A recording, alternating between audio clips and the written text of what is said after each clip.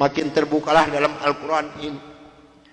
Ini suatu keanehan yang nyata di dalam kehidupan saya. Karena saya bingung membuka Al-Quran ini dari mana pertamanya. Begitu saya membuka Al-Quran langsung surat Ali Imran. Di dalam surat Ali Imran ini timbul kembali keanehan yang kedua di dalam benak saya. Kenapa dalam surat Ali Imran ini kok hanya 2 ayat yang diberi tanda merah, yang lain tidak ada? Yaitu Ali Imran 85 dan 102. Ini kalau ibu dan bapak percaya pada iman saya, selama 3 bulan kurang lebih saya tidak pernah merasakan tidur. Hanya membolak-balik membaca arti daripada 2 ayat ini saja. Disitulah taufik dan hidayah masuk pada diri saya. Bergemetarlah seluruh tubuh saya ini, bergejolaklah di dalam dada saya ini. Bahkan dalam hati kecil saya mengatakan, hanya Islamlah yang benar, hanya Islam yang dapat menyelamatkan umat manusia. Maka saya harus berani mengatakan kepada rekan saya, apapun yang akan terjadi, saya siap untuk menerima risikonya.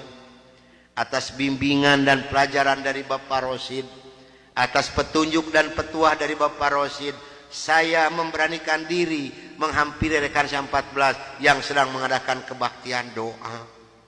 Saya katakan kepada rekan saya bahwa mulai hari ini, jam ini, menit ini, saya akan mengundurkan diri dari penginjilan.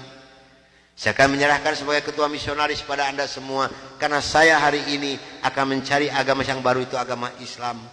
Karena hanya Islam yang benar, hanya Islam yang dapat menyelamatkan umat manusia.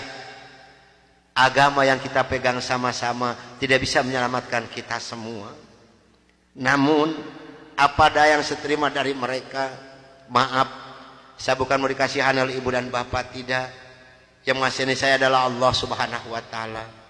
Saya bukan seorang tentara, saya bukan seorang polisi, tapi merasakan panasnya peluru di kaki kiri saya dan di dada sebelah kanan saya ini.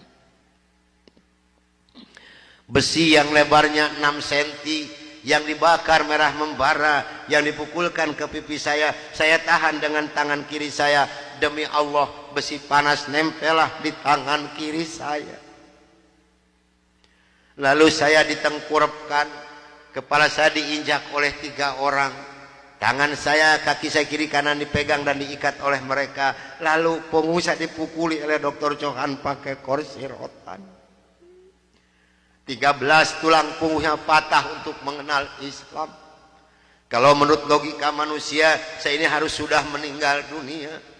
Tapi Allah Maha di atas Maha. Allah mempunyai rencana lain untuk saya. Atas izin dan karunia Allah yang diberikan kepada saya bisa lolos dari pembunuhan rekan-rekan saya.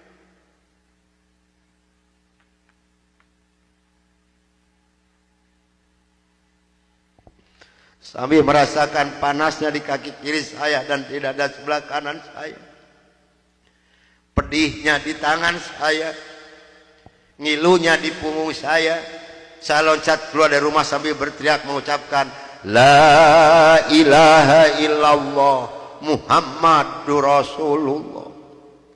Padahal ini asing di mulut saya. Belum pernah ada seorang pun yang mengajarkan kalimat thayyibah di dalam mulut saya ini. Belum pernah sekalipun saya belajar kalimat thayyibah di dalam mulut saya ini. Ini maunah yang pertama Allah berikan melalui mulut saya. Dan alhamdulillah, saya mendapatkan pertolongan dari seorang cim-cim yang beragama Buddha. Saya dibawa masuk ke dalam rumah beliau. Lalu baju saya digunting karena jadi satu dengan kulit. Lalu yang bekas luka besi panas dari kocrotin pakai kecap oleh beliau. Kaki saya ditahan pakai kayu bekas pegangan sapu, diikat pakai benang rapia. Punggung saya diikat pakai samping. Lantas saya dibawa beliau ke rumah sakit Fatmawati. Selama 3 bulan 27 hari saya berbaring di dalam rumah sakit, merasakan hancurnya tubuh saya ini, pengen mengenal Islam. Dan alhamdulillah, setelah Allah memberikan kesembuhan kepada saya, beliau pula lah yang membiayai saya. Sehingga saya kembali memohon pertolongan kepada Cim ini. Cim, tolong saya, bawa saya kemana saya harus pergi, karena saya pengen memeluk. Dan alhamdulillah saya dibawa oleh beliau ke Cipete, ke Bapak Kiai Haji Dr. Idam Khalid, saksi yang masih hidup yang membina kerjasama yang pertama adalah Bapak Hamjahas. Maka kata beliau kepada saya, kalau Anda pengen masuk Islam yang kafah dan istiqomah, Anda jangan dulu mengenal Al-Quran, Anda jangan dulu mengenal sholat, tapi Anda harus dulu mengenal isi daripada dua kalimat syahadat yang barusan Anda ucapkan. Alhamdulillah selama 3 bulan kurang lebih saya dibina oleh beliau untuk mengartikan isi daripada dua kalimat syahadat. Barulah saya marifatullah. Disinilah nikmatnya iman dan nikmatnya ibadah yang saya rasakan sampai detik ini. Lalu saya suruh pulang dulu oleh beliau karena saya masih mempunyai keluarga, itu anak dan istri. Ternyata keluarga saya telah mendapatkan laporan dari Kansa 14 dan dari Dewan Gereja Indonesia bahwa saya telah murtad masuk agama Islam. Begitu saya nyampe di rumah saya lihat dengan mata kepala saya sendiri, pakaian saya, ijazah saya, semua dibakar oleh putri-putri saya dan istri saya di hadapan mata saya. Dan alhamdulillah saya diselamatkan dari maut yang kedua oleh Allah Subhanahu wa taala. Begitu putri-putri saya menyiramkan minyak kelapa panas ke muka saya masih diselamatkan oleh Allah. Minyak kelapanya tumpah di punggung saya. Ini adalah darah daging saya sendiri yang menganiaya saya, bukan orang lain. Lalu kepala saya dilempar pakai cobek, dipukuli pakai setikasti, sampai saya diusir caci maki dengan kata-kata yang sangat keji yang keluar dari mulut darah daging saya sendiri.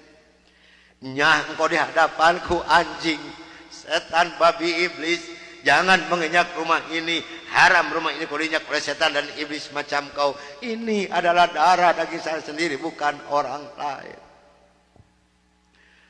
Dan alhamdulillah begitu saya meninggalkan rumah tangga saya hanya pakai pakaian satu setel yang nempel di badan saya yang penuh dengan minyak kelapa panas. Harta kekayaan berlimpah luah demi Allah tidak saya bawa serupiah pun, karena saya pengen masuk Islam yang kafah dan istiqomah. Saya harus samina wa atona. Jangankan harta kekayaan yang berlimpah luah, putri-putri saya pun yang 3 saya putuskan. Mulai detik ini Anda bukan darah daging saya bukan bapak Anda, dan Anda bukan putri-putri saya. Titik sampai di sini. Jangan ada lagi pertalian darah antara Anda dengan saya. Kenapa saya putuskan kepada putri-putri saya yang 3? Karena saya takut besok atau lusa saya meninggal dunia, bagaimana tanggung jawab saya di hadapan Allah Subhanahu wa taala. Maka alhamdulillah sudah hampir 22 tahun lebih ini saya belum pernah dipertemukan dengan batang hidungnya. Namun alhamdulillah, biarpun putri-putri saya tidak yang ikut satu pun, Allah telah memberikan kebahagiaan kepada saya pada saat sekarang ini. Kebahagiaan yang Allah berikan kepada saya tidak bisa ditukar dengan suatu apapun yang ada di dunia ini. Sekalipun emas berlian sebesar gunung tidak mungkin bisa menukarkan kebahagiaan yang Allah berikan kepada saya. Kenapa? Karena rekan saya yang 14 yang dulu menganiaya saya, yang dulu membunuh saya, alhamdulillah sekarang sudah masuk Islam semua. Sekarang sedang jihad fisabilillah, sedang membela agama Allah, yaitu syiar agama Islam di daerah-daerah Nasrani. Itu yang pertama di Papua Barat di Manokwari, yang kedua di NTT Kampung Kalabai Kabupaten Alor, yang ketiga di Kalimantan Tengah di Sampit. Saya mohon bantuan doa dari ibu dan bapak yang hadir malam ini agar saya dengan rekan saya diberikan kekuatan oleh Allah Subhanahu wa taala. Kalau ibu dan bapak pengen tahu dakwah Islam daerah Nasrani, demi Allah ini tantangannya adalah nyawa. Saya pun di Manokwari sedang menanak nasi, Pak, Bu. Kalau Allah sudah mengizinkan saya harus meninggal, saya dipanah, ini kenal kemaluan saya. Allah belum menghendaki saya untuk meninggal, hanya 3 cm jaraknya dipanah. Sedangkan panah di Manokwari demi Allah bukan 1,20 meter panjangnya, tapi 1,60 meter panjangnya. Ujungnya sudah pakai racun. Ini perjuangan membela agama Allah darah Nasrani. Alhamdulillah perkembangan Islam di daerah Manokwari. Padahal Manokwari ini akan dijadikan kota Injil. Kalau Manokwari sudah jadi kota Injil, yang pertama tidak boleh ada adzan berkumandang, tidak boleh mendirikan masjid, tidak boleh ada perempuan yang berjilbab. Alhamdulillah di sana ada 297 orang yang masuk agama Islam, termasuk orang yang memanah saya. Kemarin tanggal 17 Desember saya baru selesai membuat masjid. Dari mana biayanya? Dari hasil pengajian saya. Saya mohon bantuan doa. Karena kadang-kadang rekan saya di sana, Pak, maaf, 10 hari lebih tidak pernah ketemu nasi. Yang dimakan oleh rekan saya singkong direbus, yang penting terganjal perut. Karena sulit mencari dana untuk dakwah di Islam ini. Dari mana makan mereka sehari-hari? Maaf, dari hasil pengajian saya. Karena mereka lepas dari gereja tidak ada santri.